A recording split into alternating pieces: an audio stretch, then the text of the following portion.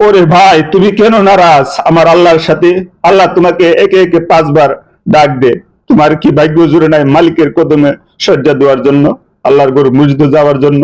ও ভাই, আমার আল্লাহ হাইয়া পিন ব্যাপারা, তুমি আমার আল্লাহর সাথে কেন নারাজ? তোমার মোবাইলে একটা মিস কল আসলে তুমি মোবাইলটা কয়বার দেখো? আর যে মালিক তোমাকে খাওয়াইতেছে পিন্ডাতে, সেই মালিক তোমাকে 5 বার ডাক দে, তুমি একটা বারো মসজিদে যাও না কেন? রে ভাই, কেন তুমি আল্লাহর সাথে কেন নারাজ? ভাই, ভাই নারাজ হয়েও না। যিনি মালিক, তুমি রহমানুর রাহিম, অতি দয়ালু। তবা করে ফিরে আসো। আল্লাহ তবা করে অনেক অনেক পছন্দ করে। তুমি তবা করে ফিরে আসো।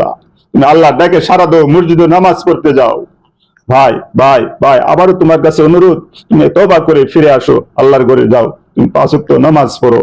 আল্লাহ একবার, আল্লাহ সবচেয়ে বড়, আল্লাহ সবচেয়ে বড়, আল্লাহ একবার, আল্লাহ একবার, আল্লাহ সবচেয়ে বড়।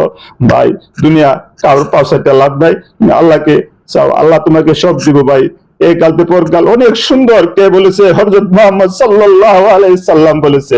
ভাই, আল্লাহ ডাকে তুমি সাড়া দিও। তুমি আল্লাহ ডাকে আল্লাহর ঘরে মসজিদে তুমি যাও। ভাই, আল্লাহর সাথে নারাজ হও না, আল্লাহর সাথে নারাজ হও না ভাই।